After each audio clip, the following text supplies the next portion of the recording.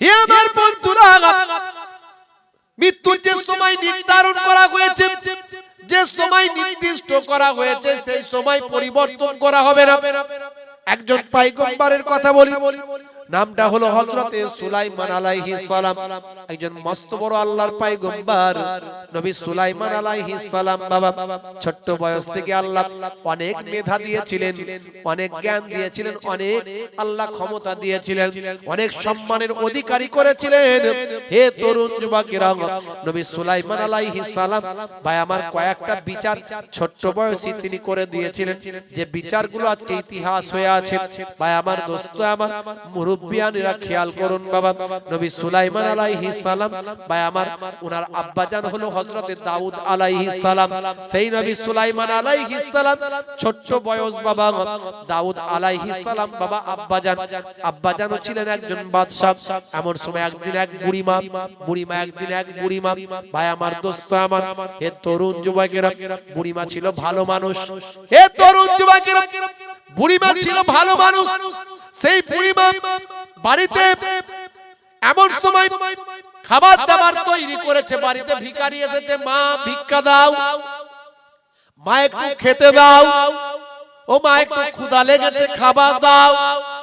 বুড়িমা খাবার দিলেন, খাবার দেওয়ার পরে সেই ভিখারির পেটটা ভরলো না।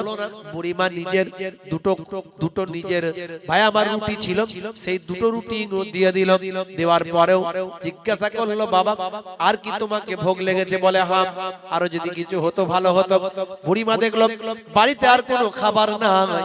হে তরুণ যুবকেরা, হে আমার মুরব্বিয়ানেরা, বুড়িমা চলে গেলেন গমটা নিয়ে একটু ভাঙানোর জন্য। বাবা গমটা আটা করার জন্য, গমটা আটা করার জন্য ভাই আমার ভাঙিয়ে নিয়ে মাথায় করে নিয়ে আসছে। বাবা গামলায় করে নিয়ে আসার সময় হঠাৎ করে একটা কোথা থেকে ঘূর্ণিঝড় এলো, সমস্ত আটাটা উড়িয়ে নিয়ে চলে গেল।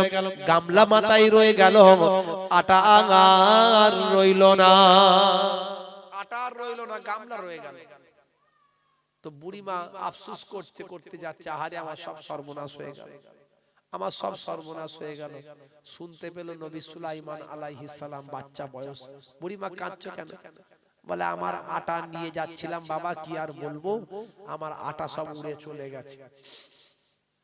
নবী সুলাইমান আলাইহিস সালাম বললেন, বাবা বুড়িমা আমার আব্বাজান তো পয়গম্বর, আবার বাদশা, তো আমার আব্বাজানের কাছে বিচার চাইগে যাও। কেন বাতাস উড়িয়ে নিয়ে গেল, বাতাসের বিচার করতে হবে, যাও বলো। তো বাদশা রাজ দরবারে চলে গেছেন সুলাইমান দাউদ নবীর কাছে। বাদশা তিনি গিয়ে যখন বুড়িমা বলেছে আমার বিচার চাই, নবী দাউদ আলাইহিস সালাম বলছে বিচার আবার কি করে দেব, বাতাসের আবার বিচার হয় নাকি? এই বুড়িমার মন মিজাজ খারাপ, কাঁদছে, বড় অসহায় মানুষ। এই বাইতুল মাল থেকে এক বস্তা আটা বুড়িমার ঘরে পৌঁছে দাও। তো এক গামলা আটা উড়েছে, পেয়েছে এক বস্তা। খুশি হবে না বেজার হবে? কোনটা? খুশি হয়েছে, খুব খুশি। তো নিয়ে চলে যাচ্ছে, যেতে যেতে আবার সেই ছোট বাচ্চা সুলাইমান নবী শুনে দেখে, এই মা বুড়িমা কি ব্যাপার, তুমি খুশি হয়ে গেছো মনে হচ্ছে? হ্যাঁ বাবা খুব খুশি, আল্লাহ তোমার ভালো করুক। এই দেখো আমার এক গামলা মাত্র আটা উড়েছিল, আমি এক বস্তা পেয়েছি। দাঁড়াও, এর থেকে যদি বেশি পাও তুমি নেবে না? বলে হ্যাঁ নেব না। মানে যদি এর থেকে বেশি পাও তুমি নেবে তো? বলে হ্যাঁ। তুমি এর থেকেও তো বেশি পেতে পারো। তুমি আগে গিয়ে আমার আব্বাকে বলো, আমার আব্বা শুধু বাদশা নয়, আমার আব্বা আবার পয়গম্বর। তা বাতাসের বিচার করতে বলো, বাতাসকে বিচার করে, বাতাসকে ছাড়বে না একদম। কেন বাতাস উড়িয়ে নিয়ে যাবে তোমার জিনিস? দেখা গেল এর থেকে তুমি বেশি পেতে পারো। বলে তাই নাকি, বেশি পেতে পারি? বলে হ্যাঁ। চলে গেছে আবার ঘুরে গিয়ে বলছে আমি এই আটার বস্তা নেবো না, আমি আটার বস্তা নেবো না, বরং আমি বিচার চাই। আবার বাতাসের বিচার করতে হবে। আপনি পয়গম্বর, আবার আপনি নবী, আপনি বাতাসের বিচার করে দিন, আমার কেন উড়িয়ে নিয়ে যাবে, আমি তার ফয়সালা চাই। বলে কি বিপদ বলো দেখিনি। এই তোমাকে কে শিখিয়েছে সব কথা? একটা বাচ্চা মতো ছেলে, কি নাম বলো তোমার? সুলাইমান। বলে ও আচ্ছা বুঝতে পেরেছি, ডাকো। ওই তোমাকে বুঝিয়েছে এগুলো, ডাকো তুমি। ডাকা হয়েছে, নবী সুলাইমান আলাইহিস সালাম এসে রাজা আব্বাজান ডাকছেন। বলে হ্যাঁ। তুমি বুড়িমাকে কি সব ভুলভাল বুঝিয়েছো এগুলো বলো তো? হ্যাঁ, বাতাসের আবার বিচার করা যায় নাকি? বলে আব্বাজান কেন বিচার করতে পারবেন না? আপনি তো পয়গম্বর, আপনি তো নবী, আপনি বাতাসকে বলুন না, ডাকো। বাতাসের বিচার আপনি করুন, নিশ্চয় করতে পারবেন। কেন সে উড়িয়ে নিয়ে গেল, কোথায় দিয়ে গেল, জানা দরকার আছে না? নাই, আমরা জানা দরকার আছে কেন এরকম ঘটলো বুড়িমার সঙ্গে। হে তরুণ যুবকেরা, হে আমার বন্ধুরা, শুনে রেখে দিন বাবা, জেনে রেখে দেন হে মুসলমান।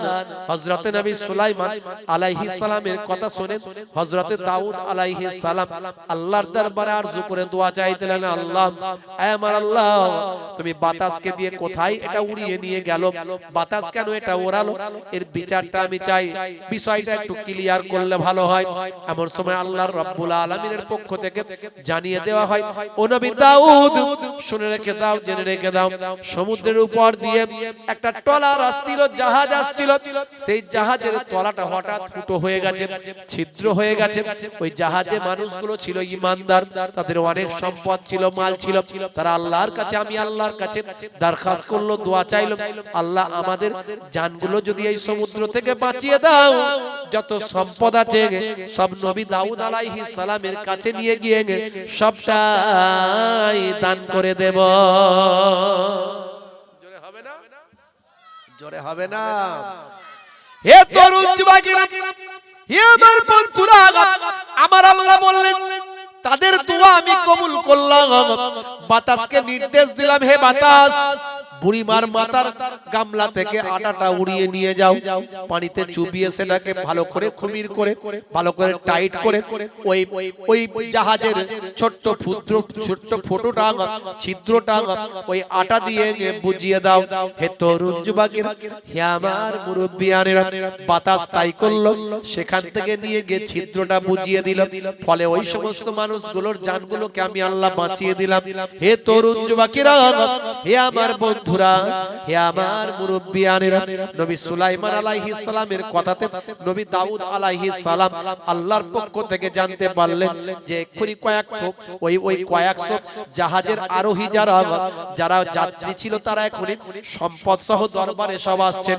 সেই সময় নবী সুলাইমান আলাইহিস সালাম বললেন, তাহলে আব্বাজান, আপনি বুড়িমাকে এক বস্তা আটা দিয়ে সন্তুষ্ট করছিলেন, অথচ এই বুড়িমার সামান্য আটার বদৌলতে আমার আল্লাহ একটা জাহাজকে বাঁচিয়েছেন, কত সম্পদ তারা আপনার দরবারে আসছে।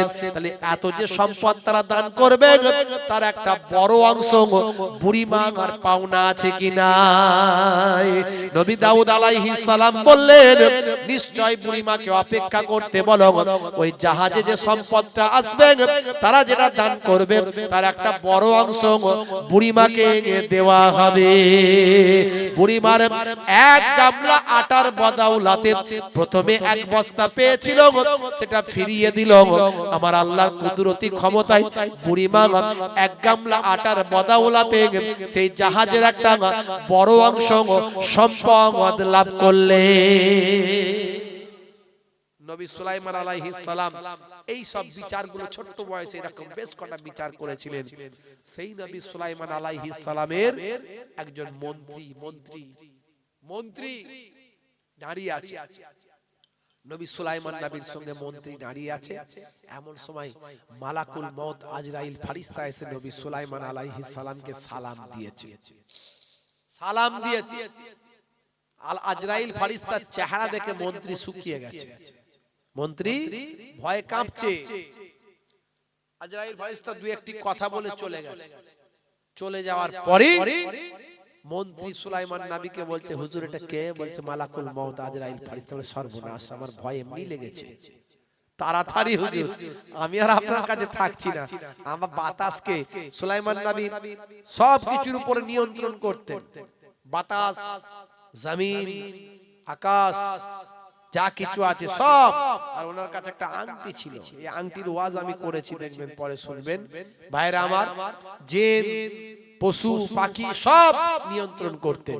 তো সুলাইমান নবীকে বলছে, ও আমার পয়গম্বর, আপনি বাতাসকে নির্দেশ করুন যাতে করে বাতাস আমাকে হিন্দুস্তানের, তৎকালীন যুগের হিন্দ, এই হিন্দ দেখবেন আদম নবী কিন্তু এই হিন্দের জমিনে এসেছিলেন। এই জন্য বলি মুসলমানদের বাপের দেশ হলো হিন্দুস্তান। যারা বলে হিন্দুস্তান থেকে তাড়াবো, তাদের বলবেন তোমাদেরও অনেক কিছু বিশ্বাস আছে, আমাদেরও বিশ্বাস আছে। আমাদের বিশ্বাস আমাদের পূর্বপুরুষ, আমাদের প্রথম পিতা, আদি পিতা, আমাদের প্রথম মানব, তিনি হলেন আদম নবী। এই হিন্দুস্তানের জমিনে কিন্তু এসেছিলেন প্রথম। তৎকালীন যুগের সিংহল এখন হচ্ছে শ্রীলঙ্কা, তখনকার যুগের ভারতবর্ষ হিন্দ। তো যাই হোক, সুলাইমান নবীকে বললেন, হে আমার নবী, হে আমার বাদশা, আপনি আমাকে হিন্দুস্তানের কোন এক পাহাড়ে আমাকে পৌঁছে দেন। হে তরুণ যুবকেরা, হে আমার বন্ধুরা, শুনে রেখে দিন বাবা, জেনে রেখে দিন, হযরত নবী সুলাইমান আলাইহিস সালাম সেই সময় বাতাসকে নির্দেশ করলেন, হে বাতাস, আমার মন্ত্রীকে উড়িয়ে নিয়ে গিয়ে হিন্দুস্তানের কোন এক সুরক্ষিত পাহাড়ে তাকে অবস্থান করাও। হে তরুণ যুবকেরা, হে আমার মুরব্বিয়ানেরা, বাতাস তাই করলো, উড়িয়ে নিয়ে গেল মন্ত্রীকে। কিছু সময় পর আবার মালাকুল মউত আজরাইল ফেরেশতা এসে হাজির হলেন, হয়ে বললেন, ও আল্লাহর পয়গম্বর, আপনার সঙ্গে যে মানুষটা ছিল সেই মানুষটা কোথায় গেল? সেই সময় হযরত নবী সুলাইমান আলাইহিস সালাম বললেন, উনি তো আমার মন্ত্রী। বলে, হ্যাঁ, যাই হোক, আপনার মন্ত্রী এখন কোথায় গেল? বলে, তাকে, সে তো আপনাকে দেখে ভয় পেয়ে গেছে, ভয়ে সে আপনার ভয়েতে এখান থেকে পলায়ন করার জন্য আমার কাছে আকুতি মিনতি করেছে। আমি বাতাসকে নির্দেশ করেছি তাকে এখন হিন্দুস্তানের কোন এক বিখ্যাত পাহাড়ে গিয়ে তাকে অবস্থান করিয়েছে। বলে, আমি আপনার কাছে আবার এই কারণে এলাম, আমি জানতে চাইলাম যে এর মওতটা তো হিন্দুস্তানের পাহাড়ে লেখা আছে। কিছু সময় আগে আপনার কাছে আমি দেখতে পেয়েছিলাম, তাই আমি চিন্তিত হয়ে পড়েছিলাম ব্যাপারটা কি। এর মওতটা হিন্দুস্তানের পাহাড়ে লেখা আছে, ঠিক আছে, এখনই তার মওত ঘটবে। যার যেখানে মওত আছে সেখানে সে পৌঁছে যাবে। মৃত্যু থেকে কেউ রেহাই পায়নি, আর পাবে না, সময়ও পরিবর্তন হবে। তোমার বুকে রাখো আল্লাহরই ভয়, আসবে না কোনো দিন কোনো পরাজয়, আসবে না কোনো দিন কোনো পরাজয়। হারাম হালাল জেনে, সরল সত্য মেনে, নিষিদ্ধ সব ছেড়ে উঠুক জীবন বেড়ে যাবে তুমি জান্নাতে, যা ছিল স্বপ্ন তোমার। তোমার বুকে রাখো আল্লাহরই ভয়, আসবে না কোনো দিন কোনো পরাজয়, আসবে না কোনো দিন কোনো পরাজয়। বলুন না সুবহানাল্লাহ, জোরে হবে না সুবহানাল্লাহ? তাহলে আল্লাহকে ভয় করতে হবে, ভয় করার মতো ভয় করতে হবে। এই অর্ডার কার? এই অর্ডার কার? আল্লাহর অর্ডার। এই অর্ডারটা কার? আল্লাহর অর্ডার। হে তরুণ যুবকেরা, হে আমার বন্ধুরা, শুনে রেখে দিন বাবা, জেনে রেখে দেন, আল্লাহকে ভয় করার মতো ভয় করলে আপনি নামাজকে ছেড়ে দিতে পারবেন। যারা বলেন পারবেন, পারবেন না, কারণ আল্লাহকে ভয় করার মতো ভয় করলে নামাজ আপনি ছাড়তে পারবেন না, রোজা আপনি ছাড়তে পারবেন না। সামনে রোজার মাস আসছে, গ্যাস হচ্ছে, অম্বল হচ্ছে, মুসলমানের ছেলে, হুজুর বড্ড গ্যাস, এই দেখুন না ডাইজিন নিয়ে ঘুরে বেড়াচ্ছি, পান চেবাচ্ছে, তিরঙ্গা খাচ্ছে, গুটকা খাচ্ছে, আর বলছে গ্যাস হচ্ছে, বলে রোজা ছেড়ে দিয়ে ঘুরে বেড়াচ্ছে। আছে না নাই? আল্লাহ বলবেন হবে না, আই বান্দা একবার কবরে আয়, আমার ফারিস্তারা রেডি হয়ে আছে, কেমন সাইজ করতে হয় হবে, অসুবিধা নাই। হে তরুণ যুবকেরা, যদি আল্লাহর দরবারে বাঁচতে চাও তাহলে আল্লাহর নির্দেশনা মানতে হবে ভাই। হে তরুণ যুবকেরা, আল্লাহকে ভয় করার মতো ভয় করলে রাসূলের সুন্নাতগুলো মানতে হবে। আল্লাহকে ভয় করার মতো ভয় করলে আপনাকে সর্বোপরি নামাজ ছাড়লে হবে না। আমার আল্লাহ কোরআন মাজিদে 82 জায়গায় নামাজের কথা বলেছেন, ওয়াকিমুস সালাত ওয়া আতুজ যাকাত ওয়া আরকাউ মা'আর রাকিন। তোমরা নামাজটা প্রতিষ্ঠা করো, যাকাতটা প্রদান করো, আর রুকুকারীদের সঙ্গে রুকুটা তোমরা করো। হে তরুণ যুবকেরা, হে আমার মুরব্বিয়ানেরা, অর্থাৎ জামাতে নামাজ পড়ার অর্ডার স্বয়ং আমার আল্লাহ কোরআন মাজিদে দিয়েছে। আমরা মুসলমানের ছেলে নামাজকে বলি কাজ আছে আর কাজকে বলি না নামাজ আছে, কথা ঠিক না ভুল? আমরা নামাজকে বলি কাজ আছে কিন্তু কাজকে বলি না নামাজ আছে। কিন্তু আমার আল্লাহ জানিয়ে দিয়েছিলেন, বান্দা যদি তুমি নামাজটা পড়ো আমি আল্লাহ তোমার কামিয়াবি দান করে দেব। আজকে মুসলমানের ছেলে ইনকাম করে দেখতে পায় না পয়সা। হুজুর এত ইনকাম করছি পয়সাই দেখতে পাচ্ছি না, ঘরে সবসময় বিপদই লেগে আছে, টাকা সবসময় শেষই হয়ে যাচ্ছে, আর খেটে খেটে পারি না, মনে শান্তি নাই, সংসারে শান্তি নাই, পাড়া প্রতিবেশীদের শান্তি নাই। হুজুর একটা তাবিজ করে দেয়। হুজুরকে তাবিজ নিয়ে 501 টাকা নজরানা দিচ্ছে। হুজুরের মতো হুজুর হলে জিজ্ঞাসা করবে তোমার শান্তি নাই কেন, তুমি নামাজ পড়ো? আসল কেস ধরা পড়ে যাবে। ক্যান্সার যেখানে ওষুধ সেখানে। ক্যান্সার হচ্ছে ডাইজিন বড়ি খাওয়াচ্ছে, ক্যান্সার ভালো হবে? ভালো হবে? ক্যান্সার হলে রে মারতে হবে তবে জীবাণু মরবে। আসল দোষটা হলো, ওষুধটা হলো নামাজ পড়তে হবে। এটা তো আল্লাহর অর্ডার, আল্লাহর নির্দেশ। মুয়াজ্জিন আযান দেওয়ার সময় বলে, কি বলে? হাইয়া আলাস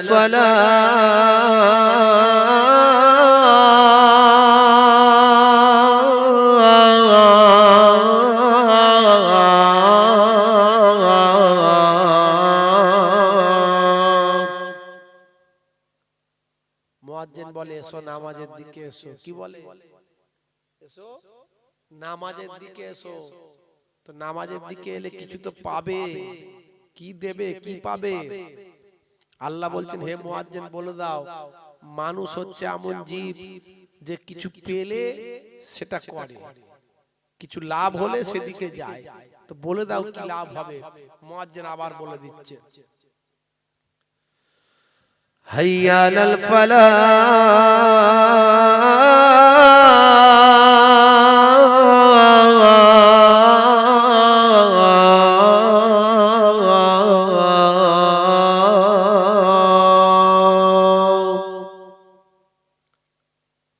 যদি নামাজে আসো মুয়াজ্জিন বলে দাও আমি আল্লাহ তোমাকে কামিয়াবি দান করে দেব।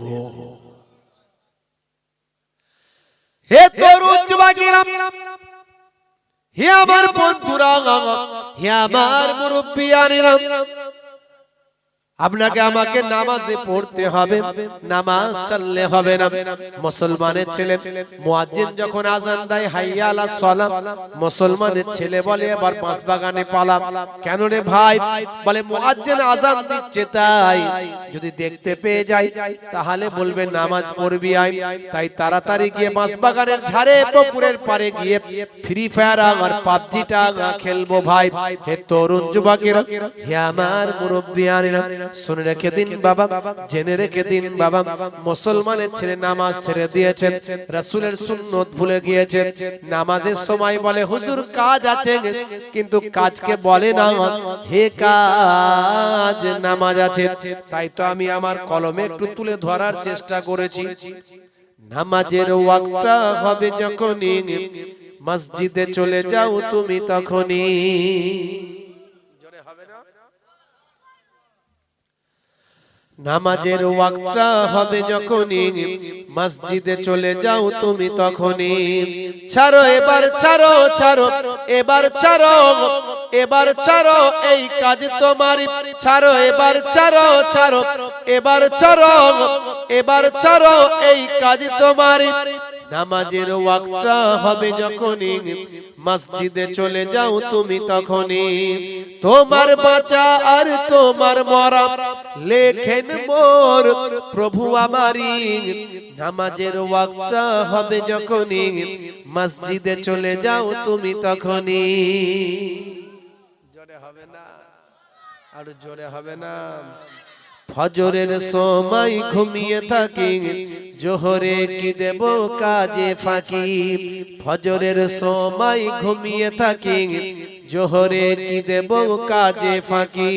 রাখো এসব, রাখো রাখো এসব, রাখো এসব, রাখো কথা তোমার রাখো এসব রাখো রাখো এসব রাখো এসব রাখো কথা তোমার আসর আর মাগরিব হেলা করি দোকানার আড্ডায় সময়টা দিই আসর আর মাগরিব হেলা করি দোকানার আড্ডায় সময়টা দিন মরলে তোমাকে যেতে হবে মাটির নিচে ঘর তোমারই নামাজের ওয়াক্তটা হবে যখনই মসজিদে চলে যাও তুমি তখনই জোরে হবে না ঠান্ডায় জড়সড় হয়ে গেছেন মনে হচ্ছে আর আওয়াজ দিতে পারেন না কথা ঠিক না ভুল হ্যাঁ আমিও বুঝতে পারছি আপনাদেরও কষ্ট হচ্ছে আমারও হচ্ছে বেশি লম্বা চওড়া নয় ছোট করে বলবে একটু মূল কথাটা বলে দেব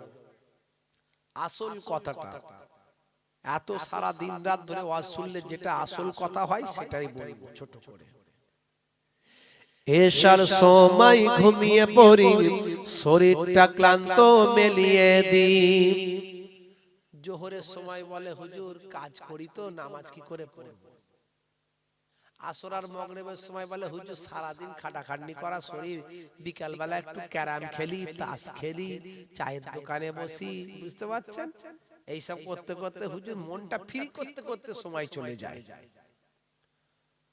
আর এশার সময় বলে হুজুর সারা দিন খাটাখাটনি করা শরীর সন্ধ্যা হলেই ঘুম পায় খাই দায় ঘুমায় আর ফজরের সময় বলে হুজুর কোনটা দিয়ে আজান হয় আর পালিয়ে যায় কিছু বুঝতেই পারি না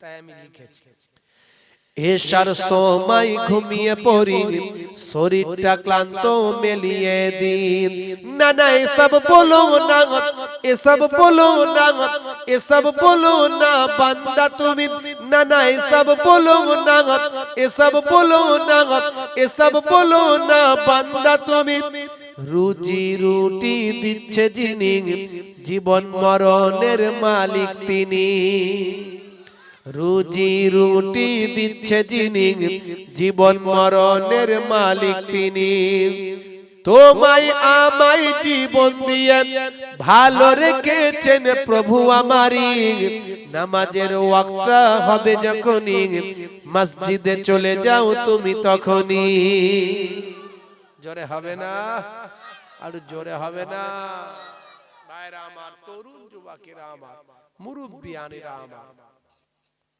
সেই নামাজ আমাদের ছেড়ে দিলে হবে না রাসূলের সুন্নাত আমাদের ভুলে গেলে হবে না 1450 বছর আগে নবী যা বলেছেন সব কার কথা বলেছেন আল্লাহর কথা কার কথা আল্লাহর কথা কোরআন মাজিদে আল্লাহ রাব্বুল আলামিন তাই বলছেন মা ইয়ান্তিকু আনিল হাওয়া ইন হুয়া ইল্লা ওয়াহিয়ুন ইউহা আমার নবী নিজের ইচ্ছায় কোনো কথা বলেন না যতক্ষণ না আমি আল্লাহ ওহী দিয়ে না জানিয়ে দিই তাহলে আমার নবী 1450 বছর আগে যা বলেছেন সব আল্লাহর কথা বলেছেন আর যা আল্লাহ এবং রাসূল যা বলেছেন সবের মধ্যে বিজ্ঞান আর বাস্তবতা আছে আছে না নাই আমি এর আগে অনেক বক্তব্য দিয়েছি ইন্টারনেটে গিয়ে আমার নাম বলে খোঁজ করবেন 20-25 হাজার বক্তব্য পাবেন কিছু কম বেশি আমি সব বলেছি দাড়ি রাখার মধ্যে কি বিজ্ঞান আছে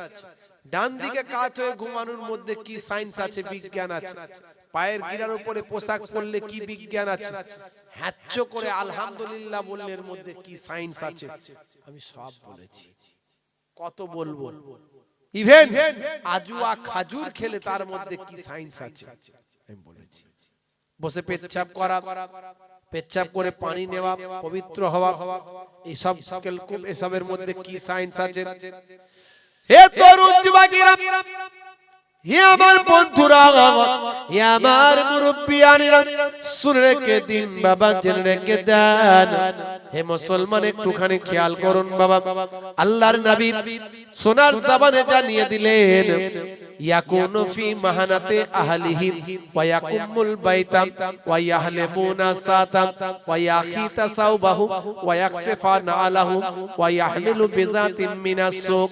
আল্লাহর নবী যে কাজগুলো করেছেন, যেগুলো নির্দেশ করেছেন, সেগুলো হলো আপনার আমার জন্য সুন্নাত।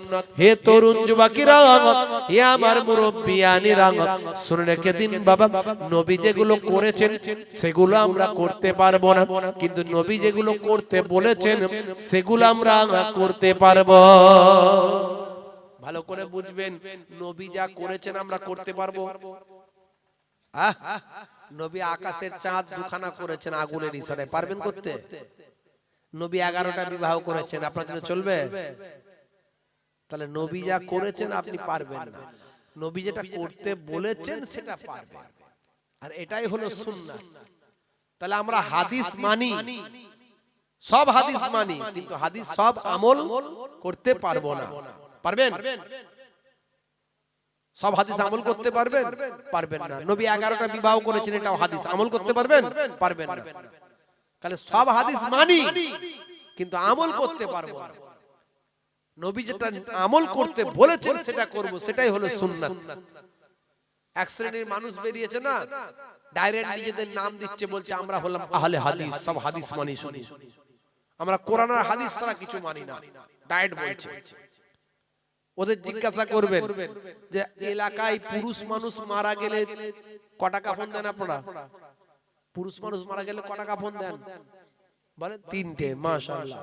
আর মহিলা মারা গেলে 5টা দেন। আর মনে করুন একটা হিজড়া আছে এলাকায়, মারা গেছে, কটা দেবেন? কি করে দেবেন? 5টা। কোথায় লেখা আছে? কোরআন হাদিস খুলে দেখান, 1 লক্ষ টাকার চ্যালেঞ্জ। কোরআন হাদিস খুলে দেখিয়ে দেন কোথায় লেখা আছে 5টা দেবেন।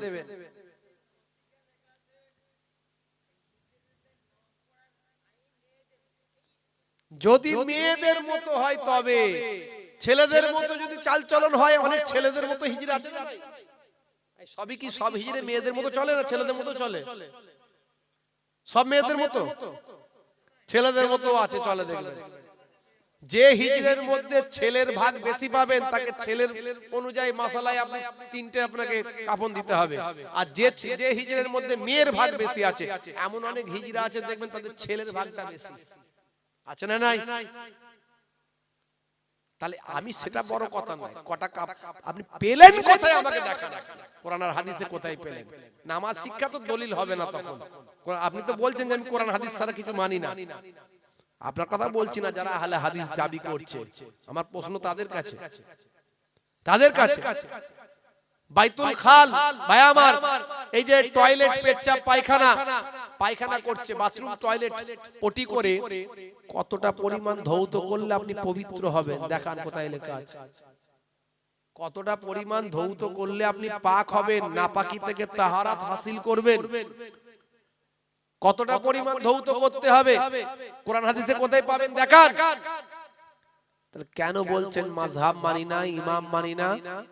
কেন বলছেন ফিকহ মানি না? শুধু হাদিস আর কোরআন ছাড়া কিছু মানি না, খুলে দেখাও। ঠেলাই পড়লি তো আমাদের শায়েখ এটা বলেছে। শায়েখ পেলো কোথা থেকে? শায়েখটা পেলো কোথা থেকে? মাওলানা পেলো কোথায়? আখেরি জামানা বাবাজি, কত রকমের দলমত বেরোবে, ফিতনার যুগ। 73টা দল হবে, একটা দল ডাইরেক্ট জান্নাতি, 72 দল জাহান্নাম খেটে জান্নাতে যাবে। কত রকমের ফিতনাওয়ালা বক্তা বেরোচ্ছে ভাইরা আমার, তরুণ যুবকেরা আমার, মুরব্বিয়ানেরা আমার, মুসলমান।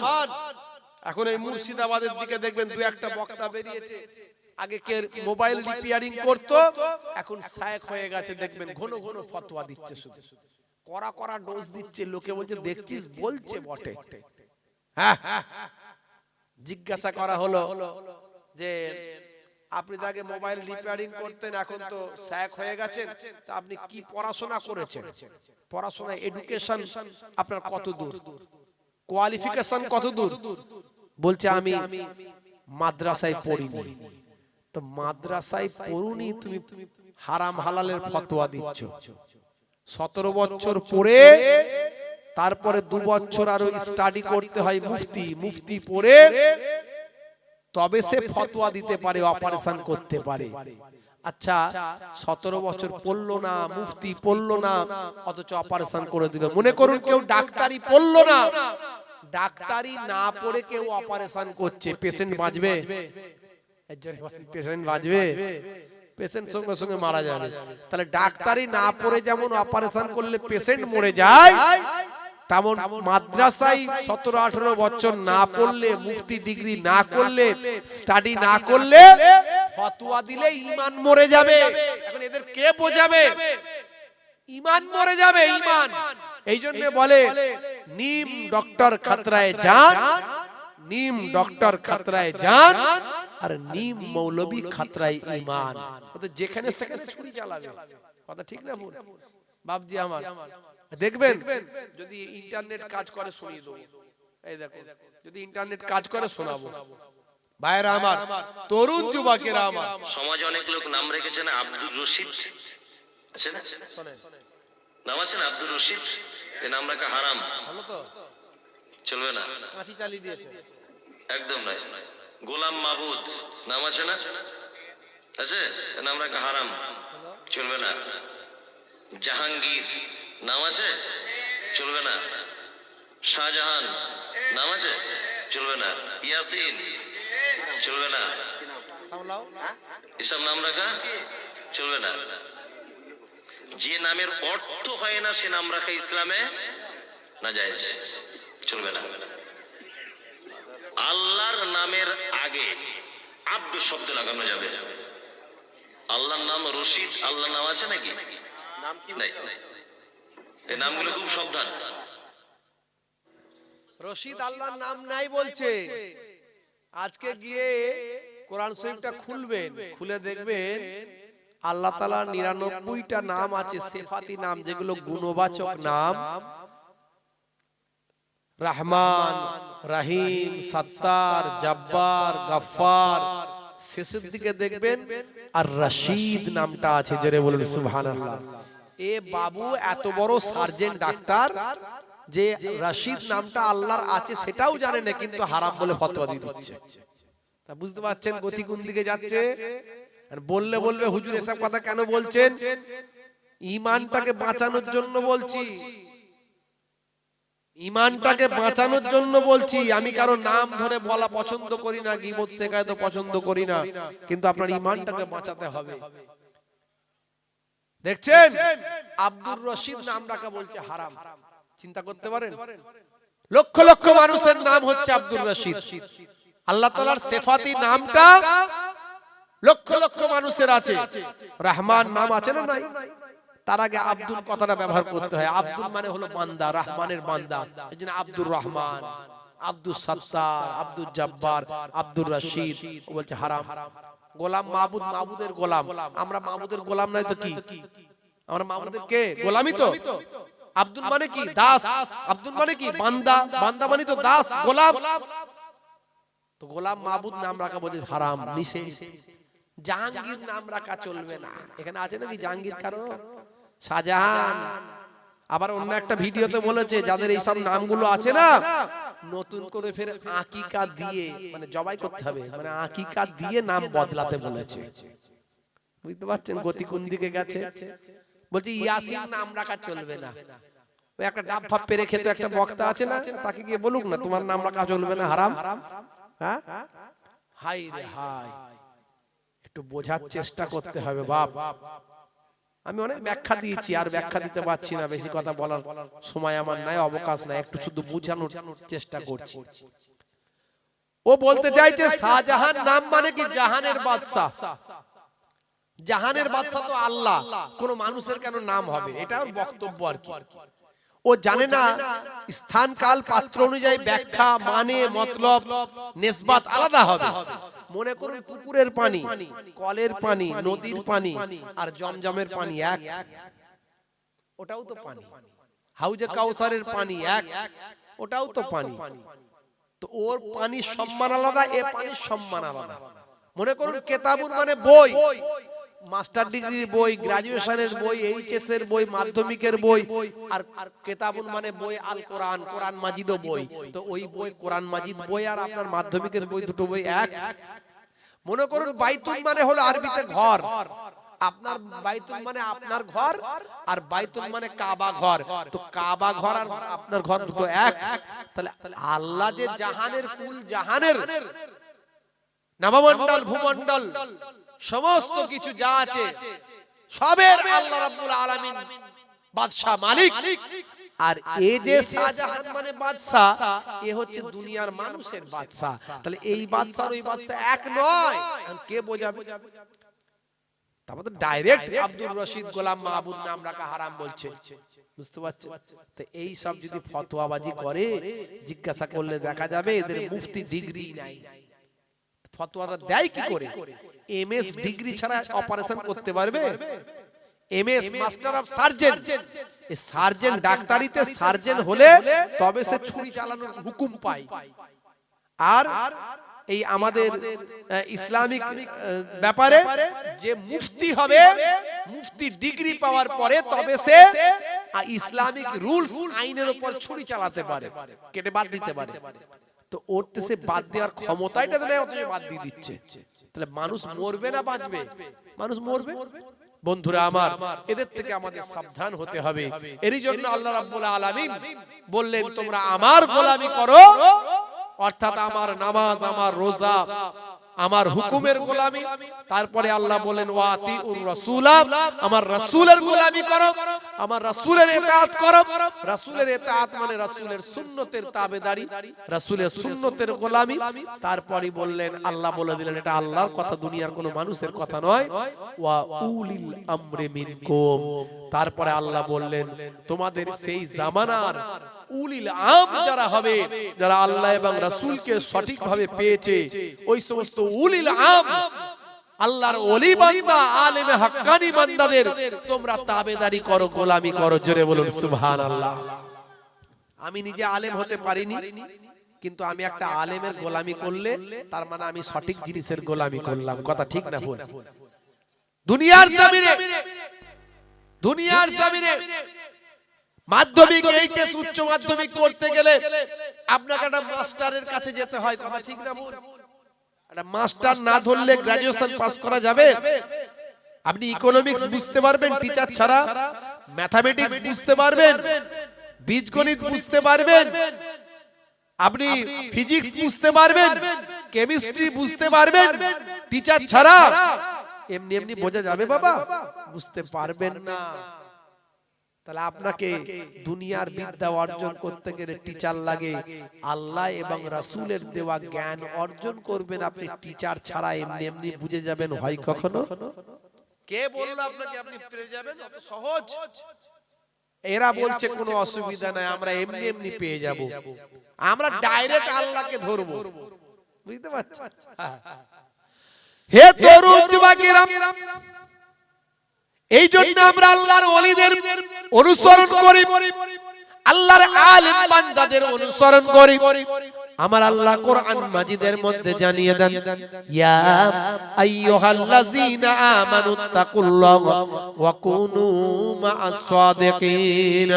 হে বিশ্বাসী বান্দারা, তোমরা আমি আল্লাহকে ভয় করো এবং সত্যবাদীদের সঙ্গী হয়ে যাও। সত্যবাদী কারা? বুকে হাত দিয়ে চিন্তা করুন তো, আমরা কি সত্যি সত্যবাদী হতে পেরেছি? জীবনে কতগুলো সত্য কথা বলেছি আর মিথ্যা কথা বলেছি, একটু চিন্তা করুন। আল্লাহ বললেন সত্যবাদীদের সঙ্গী হতে। এটা কার অর্ডার? ভালো করে বুঝবেন ঠান্ডা মাথায়। যারা ওলি মানে না, পীর মানে না, একটু ভালো করে বোঝার কথা আমি বলবো, বোঝার জন্য বলবো, একটু ভালো করে ঠান্ডা মাথায় চিন্তা করার জন্য বলবো। সত্যবাদী কারা? যদি বলেন এই সমস্ত শায়েখ গুলো, এরা তো এখনই হারাম বলছে, যাকে তাকে উল্টো পাল্টা কথা বলছে, এরা আজকের যুগের মানুষ, এরা যখন তখন কথা ঘুরিয়ে ফেলে, পেঁচিয়ে ফেলে, বিভিন্ন রকম হিংসাত্মকমূলক কথা কথা স্টেজে বসে বসে বলে, গীবত শিকায়েত করে, চগলখড়ি করে, এক বক্তা আর এক বক্তাকে খারাপ বলে, আছে না নাই? এক বক্তা আর এক বক্তার প্রতি হেয় প্রতিপন্ন করে, এক বক্তা আর এক বক্তার প্রতি ভাই আমার খারাপ আচরণ করে, এক মানুষ আর এক মানুষের প্রতি গীবত শিকায়েত করে। তাহলে এরা সত্যবাদী না গাউসে আজম আব্দুল কাদের জিলানী বাবা বড় পীর সাহেব তিনি সত্যবাদী? সত্যবাদী খাজা গরিব নওয়াজ মাইনুদ্দিন চিশতি সত্যবাদী। মনে রাখবেন বাবা, এরা সত্যবাদী না। আপনারা আমার পীর জামানার মুজাদ্দিদ পীর আবু বকর সিদ্দিক রাহমাতুল্লাহ আলাইহি সত্যবাদী। এরা সত্যবাদী না আপনারা আমার পীর মুর্শিদ ভাই আমার আল্লামা বসিরাট হুজুর সত্যবাদী? সত্যবাদী কারা? মুখে হাত দিয়ে চিন্তা করুন তো বাপ, এটা আল্লাহর ওয়াদা, যাই তাই কথা নয়। আল্লাহ বলছে সত্যবাদীদের সঙ্গী হও। কোরআনে যদি না থাকে 1 লক্ষ টাকা চ্যালেঞ্জ করে যাচ্ছি, হেরে যাব। কোরআনে যদি না থাকে কোন হাফেজ সাহেব মাওলানা সাহেবকে ডাকুন, কোরআনে আছে কি নাই? আমার আল্লাহ রাব্বুল আলামিন কোরআন মাজিদে বলছেন, ইয়া আইয়ুহাল্লাযীনা আমানুত্তাকুল্লাহ ওয়া কুনু মা'আস সাদিকিন। হে বিশ্বাসী বান্দারা, তোমরা আমি আল্লাহকে ভয় করো, সত্যবাদীদের সঙ্গী হয়ে যাও। সত্যবাদীর ব্যাখ্যা কি? কার সঙ্গী হতে বলছে আল্লাহ? তোমার সঙ্গী? জীবনে তো সারা জীবন কত যে মিথ্যাবাদী চিটিংবাজি করেছো, করে ঠিক নাই, তুমি সত্যবাদী? হ্যাঁ, তা সত্যবাদী কে? সত্যবাদী মানে আল্লাহর ওলি বান্দা, যারা সত্যি জীবনে কোনো মিথ্যা কথা বলেন না। বাইজিদ বোস্তামি রাহমাতুল্লাহ আলাইহি ছোট্ট বয়স, মায়ের মা, আহা মা বলেছে, বাবা বাইজিদ আমাকে একটু পানি পান করাতে পারিস বাবা? মাগো নিশ্চয় তুমি বলেছো পানি পান করাবো না, মানে এখনই পানি পান করাচ্ছি। আহা বাইজিদ ছোট্ট বয়সে জানে মায়ের পায়ের তলায় সন্তানের জান্নাত, মায়ের পায়ের তলায় সন্তানের জান্নাত। বিশ্বনবী বলেছেন, দয়ার নবী বলেছেন, ইযহাব ফাআকরিমহা ফাইনাল জান্নাতা তাহতা রিজলাইহা। যাও তুমি তোমার মায়ের সম্মান করো, কারণ তোমার মায়ের পায়ের তলায় তোমার জান্নাত। জোরে হবে না? আর জোরে হবে না? মুসলমানের ছেলে মাকে কষ্ট দেয়, আছে না নাই? মাকে কষ্ট দেয়, আছে না নাই? আলকামা রাদিয়াল্লাহু তাআলা আনহু একজন সাহাবী হয়েও মায়ের মনে দুঃখ লেগে গিয়েছিল, তার ইন্তেকালের সময় কালেমা নসিব হচ্ছিল না। কথা ঠিক না ভুল বলেন? আপনারা শুনেছেন ওয়াজের মধ্যে? কি গো, শুনেছেন না শোনেননি? বাপ আমার, বন্ধুরা আমার, মুসলমানের ছেলে মাকে কষ্ট দিয়ে দেয়। আহারে, মা হলো আমার হৃদয়ের আলো। আমারই লেখা আর কি, মাঝে মাঝে একটুখানি সময় পেলে কলম চালাই। জননীর মুখ দেখে মন করে ভালো, মায়ের আঁচলেতে কত মুখ মুছেছি, যখনই মুখে হাতে নোংরা দেখেছি। মা আমার কান্নায় বিচলিত হয়ে যায়, সন্তানের চোখে পানি বুকটা ফেটে যায়। মায়ের কদমেতে জান্নাত জানো কি, সেই কদমে তুমি চুম্বন করো কি। আরো কত সম্মান মায়ের জানো কি, জানলে এ জীবন তুমি তা মানো কি। জোরে হবে না? আর জোরে হবে না? জননী মায়ের স্মৃতি আজ বুকে বয়ে যায়, কষ্টের দিনগুলো আজ মনে পড়ে যায়। জননীর অনাহারে দিন রাত কেটে যায়, তবু যেন সন্তান খালি পেটে না রয়।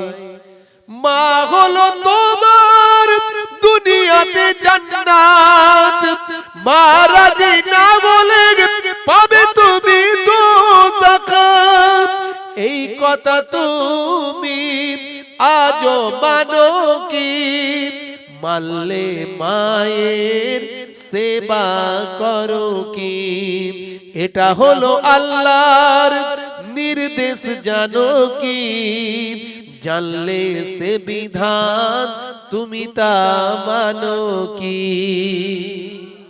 জোরে হবে না, আর জোরে হবে না। মা ছিল এক গো আলকামা সাহাবীর, বড় ভালোবাসতো পুত্র বেনাজির। মায়ের হৃদয়ে ব্যথা লেগে যায় যখনই, মা বলে প্রভু আমি তার জননী। হাত দুটো তুলে মা খোদাকে জানাই, বড় ব্যথা পেয়েছি ও গো প্রভু দয়াময়। ইন্তেকালে তার দেখো কি ঘটে যায়, সাহাবীর কালেমা নসিবে না হয়। নবীজির ওসিলায় মা তাকে ক্ষমা দেয়, কালেমা পড়ে তার রূহ পাখি উড়ে যায়। জোরে হবে না, আর জোরে হবে না। মা হলো আল্লাহর বড় এক নিয়ামত, দুনিয়ার সন্তান করো তার খিদমত। মায়ের দোয়াতে বাইজিদ ওলি এক, আল্লাহর দেওয়া মা, মা হলো রাহমান। জোরে হবে না। মোহে বলে দিয়াবার, মা হলো পৃথিবীর সেরা সবার। মায়ের মনেতে যেন দুঃখ না লেগে যায়, দুনিয়া আখেরাতে বরবাদ হবে ভাই। আছে কেউ এমন দোয়াটা পেতে চাই, তাড়াতাড়ি মাকে খুশি যেন করে দেয়। জোরে হবে না। বন্ধুরা আমার, তরুণ যুবকেরা আমার, ছোট্ট বাচ্চা বয়স বাইজিদ বোস্তামি রাহমাতুল্লাহ আলাইহি, ছোট্ট বাচ্চা বয়স। মা বলেছিল বাবা বাইজিদ রে, বড় পিপাসা পেয়েছি, শরীরটা খারাপ, একটু পানি পান করাতে পারিস বাবা, একটু পানি পান করাতে পারিস? মাগো পানি পান করাবো না, তুমি রেস্ট নাও মা, আমি এখনই পানি পান করাচ্ছি।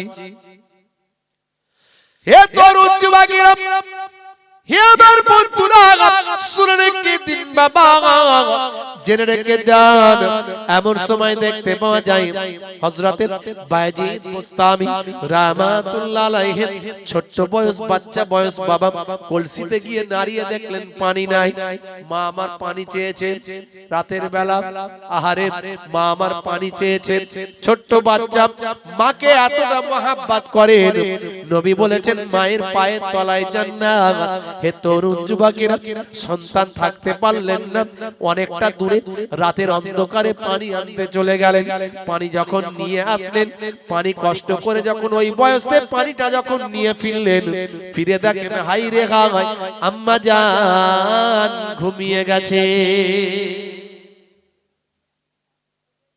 হে তরুণ যুবকেরা, আম্মা জানকে যদি ঘুম থেকে তোলা হয়, আম্মা জানের কষ্ট হয়ে যেতে পারে, শরীরে ব্যাঘাত লাগতে পারে। মাথার গোড়ায় এক গ্লাস পানি নিয়ে চুপটি মেরে দাঁড়িয়ে আছেন।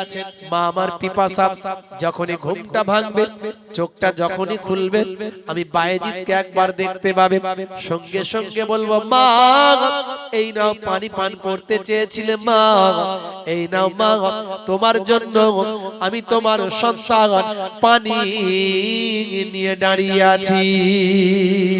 এইভাবে হযরতে বাইজিদ ছোট্ট বয়স বাবা দাঁড়িয়ে আছে পানি নিয়ে। হে তরুণ যুবকেরা, হে আমার মুরব্বিয়ানেরা, শুনে রেখে দিন বাবা, জেনে রেখে দিন বাবা, এইভাবে পানি নিয়ে দাঁড়িয়ে দাঁড়িয়ে দাঁড়াতে দাঁড়াতে ফজর হয়ে গিয়েছে বাবা। মায়ের কানেতে কর্ণপ্রহরে আওয়াজ আসলো, আজানের শব্দ ধ্বনি ভেসে আসলো, আসসালাতু খায়রুম মিনান নাওম। আসসালাতু খায়রুম মিনান নাওম,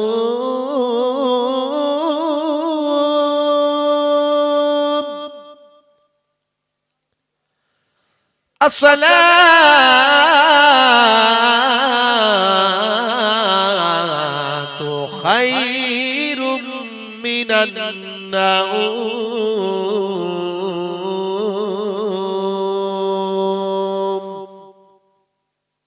নিদ্রা অপেক্ষা নামাজ উত্তম।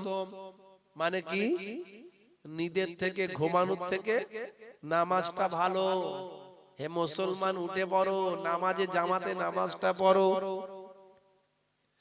হে তরুণ যুবকেরা, এই আওয়াজটা যখন বাইজিদ বুস্তামি রাম্মাজানের কানে যখন এলো, চোখটা খুললেন, আজান হচ্ছে। চোখটা খুলে দেখেন সন্তান সামনে দাঁড়িয়ে আছে পানি নিয়ে। বাবা বাইজিদ, কি ব্যাপার বাবা, দাঁড়িয়ে আছো কেন? মা গো মা, তুমি সন্ধ্যাবেলায় বলেছিলে বাবা, বাবা বাইজিদ একটু কি পানি পান করাতে পারিস? আমি পানি পাইনি, পানি কলসিতে ফাঁকা ছিল, কলসিতে পানি ছিল না, আমি পানি আনতে চলে গিয়েছিলাম। পানি যখন নিয়ে ফিরলাম মা, ও মামা, আমি এসে দেখলাম তুমি ঘুমিয়ে পড়েছো। আমি যদি তোমাকে তুলি মা, তোমার বড় তাকলিফ হবে, কষ্ট হবে। আমি সঙ্গে সঙ্গে চিন্তা করলাম মা, তোমার যখনই ঘুমটা ভাঙবে তোমাকে যেন পানিটা পান করাতে পারি, কারণ তুমি পিপাসা ছিলে। তাই আমি সারা রাত এই গ্লাসে করে পানি নিয়ে দাঁড়িয়েছিলাম। এভাবে দাঁড়াতে দাঁড়াতে ফজর হয়ে গিয়েছে। হযরতে বাইজিদ বুস্তামি রাম্মাজান নামাজটা পড়লেন। নামাজটা পড়ে নিয়ে বললেন, বাবা বাইজিদের দিকে শোনো, তুমি এত কষ্ট করেছো বাবা, সারা রাত আমাকে পানি পান করানোর জন্য দাঁড়িয়ে কাটিয়ে দিয়েছো।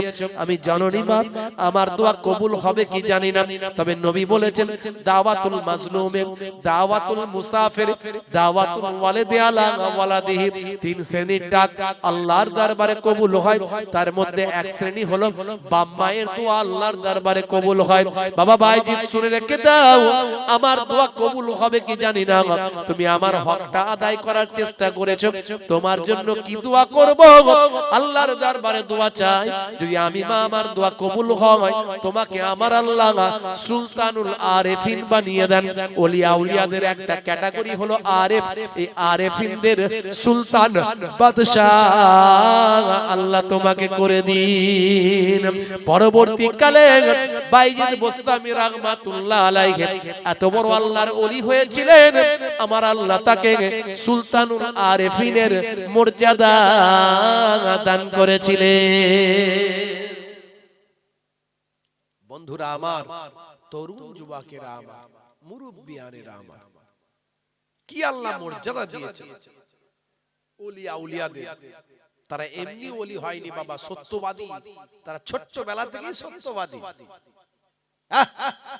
বড় পীর আব্দুল কাদের জিলানীর ওয়াজ মনে আছে বাবা?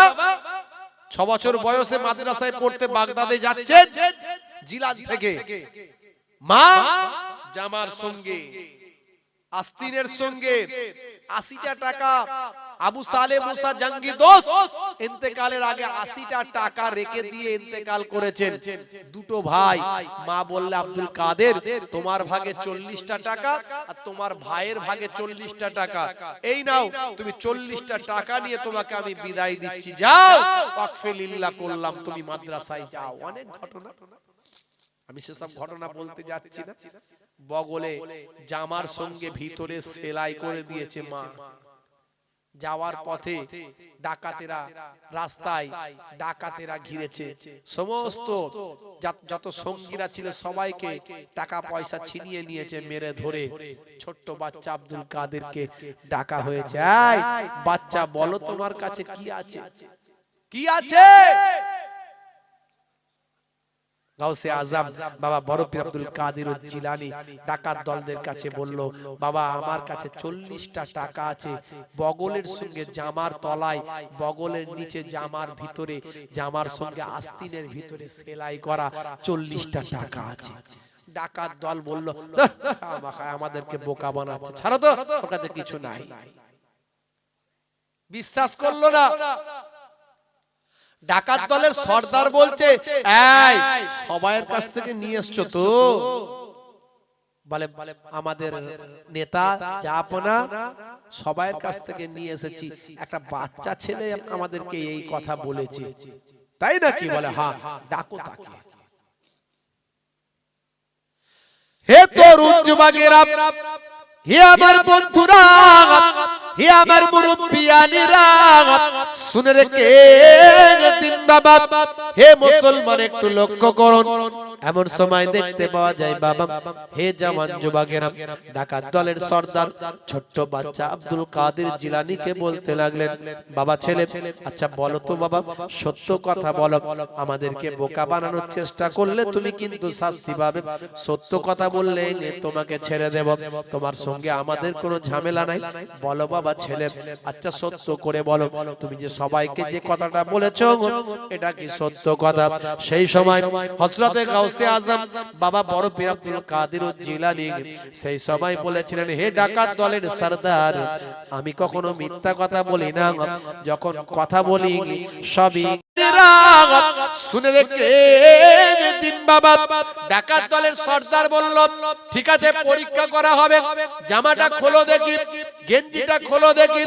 দেখা যায় জামার নিচে গেঞ্জির ভিতরে আস্তিনের ভিতরে সেলাই করা 40টা টাকা বের হয়ে আসছে। ডাকাত দলের সর্দার বলল, বাবা ছেলে, সবই বুঝলাম, তুমি এত সুন্দর কায়দায় টাকা রেখেছো, অথচ তুমি সত্য কথা বললে, কেসটা কি? যদি তুমি বলতে আমাদের কাছে আমার কাছে কিছু নাই, তাহলে তো তোমার টাকাটা বেঁচে যেত, তোমার টাকাটা আর মার খেত না। সেই সময় বড় পীর আব্দুল কাদের জিলানী বাচ্চা বয়সে বলেছিলেন, বাবা হে ডাকাত দলের সর্দার, টাকা আমার যাক চলে যাক, অসুবিধা নাই, মিথ্যা আমি বলতে পারবো না। আমার মা আমাকে বলেছিলেন, বাবা আব্দুল কাদের, আমি তোমাকে সফরে ছেড়ে দিলাম, তুমি মাদ্রাসায় পড়তে যাচ্ছ, মনে রাখবে জীবনে যে কোনো অবস্থায় পড়ো না কেন, কখনো তুমি মিথ্যা কথা বলবে না। জোরে হবে না? আল্লাহ রাব্বুল আলামিন কোরআন মাজিদের মধ্যে বলেন, ওয়াইস্তানিবু কাউলাস যুর, তোমরা মিথ্যা থেকে পরহেজ করো, মিথ্যার আশ্রয় নিও না। কিন্তু আজকে মুসলমানের ছেলে ঘন ঘন মিথ্যা কথা বলে, যেখানে না বললেও নয় সেখানে বলে, ওই কথাতেই মিথ্যা কথা বলে, মোবাইলে কত মিথ্যা কথা বলে। মনে রাখবেন, মিথ্যার আশ্রয় নেবেন না, মিথ্যা হলো সমস্ত গুনাহের মা। প্রয়োজনে চুপ করে থাকুন, প্রয়োজনে ঘুরিয়ে কথা বলুন, তবু ডাইরেক্ট মিথ্যা কথা আপনি বলবেন না। বড় পীর আব্দুল কাদের জিলানী এই ছোট্ট বয়সে মিথ্যা কথা বললেন না। ভাই আমার, দোস্ত আমার, ডাকাত দল অবাক হয়ে গেল, ডাকাত দল অবাক হয়ে গেল বাবা। তাই কবি কবির ভাষায় বলেছেন, শুনো রে ভাই মোমেন, বড় পীরের শান, আব্দুল কাদের জিলানী গাউসো জাহার নাম। বড় পীরের বয়স যখন 6 বছর হলো, মাদ্রাসায় যাইবেন বলে বড় পীর চলিল, আর মিথ্যা না বলি ভাই, এ যে মায়ের দান। বড় পীর আব্দুল কাদের জিলানী গাউসো জাহার নাম। পথের মাঝে জিজ্ঞাসিল, কি আছে তোর কাছে? পথের মাঝে জিজ্ঞাসিল, কি আছে তোর কাছে? বললেন 40টি মোহর আছে হস্ত নিকটে। তাই সত্য কথা শুনে ডাকাত দল ঈমান আনিল, সত্য কথা শুনে ডাকাত দল ঈমান আনিল। শুনো রে ভাই মোমেন, বড় পীরের শান, আব্দুল কাদের জিলানী গাউসো জাহার নাম। জোরে হবে না? সত্যবাদী এনারা, এনারা হলো সত্যবাদী। তাহলে আল্লাহ রাব্বুল আলামিন সত্যবাদীদের সঙ্গী হতে বলেছে, অর্থাৎ আল্লাহর ওলিদের সঙ্গী হতে বলেছেন। জোরে বলুন সুবহানাল্লাহ। তাহলে আমরা সঙ্গী হব কার? আল্লাহর ওলিদের সঙ্গী হব। একটু বোঝার চেষ্টা করবেন, ওয়াজ নামাজ ছেড়ে দেবেন না, রাসূলের সুন্নাত ভুলে যাবেন না। ভাইরা আমার, অনেক সুন্নতের কথা আমি বলেছি, আর নামাজ সুন্নত যা কিছু করবেন ভাই আমার সত্যবাদী আল্লাহর মাহবুব বান্দাদের দেখানো পথে করবেন, অর্থাৎ সত্যবাদীদের সঙ্গী হয়ে সত্যবাদী আল্লাহর ওলিরা যেভাবে করেছেন সেভাবে নামাজ সুন্নত গুলো পালন করবেন, জীবন ধন্য হয়ে যাবে। দেখবেন কোনো ঝগড়া হবে না, হাত এখানে বাঁধবে না ওখানে বাঁধবে, দোয়াটা এভাবে চাইবে না ওইভাবে চাইবে। যত দিন যাচ্ছে ঝামেলা বেড়ে যাচ্ছে, কথা ঠিক না ভুল? হাতটা তুলে মোনাজাত করবে, হাতটা নামিয়ে করবে, দরুদ শরীফ এইটা পড়বে না ওইটা পড়বে, দাঁড়িয়ে কিয়াম করবে না, দাঁড়িয়ে নবীকে সালাম দেবে না বসে দেবে। এত ঝামেলা আসবে না যদি আপনি সত্যবাদীদের সঙ্গী হয়ে যান, অর্থাৎ আল্লাহর ওলিরা যেমনটি করেছেন তেমনটি করব, কোনো ঝগড়াও নাই ঝামেলা নাই। এই ভাই তুই তোর নিয়ে থাক আমি আমার নিয়ে থাকি, ব্যাস ঝামেলা মিটে গেল, কথা ঠিক না? আল্লাহর ওলিদের দেখানো পথে চল। হে তরুণ যুবকেরা, হে আমার বন্ধুরা, শুনে রেখে দিন বাবা, জেনে রেখে দেন মরতে আমাদের হবে, মৃত্যু ছাড়া কেউ রেহাই পাবো না বাবা।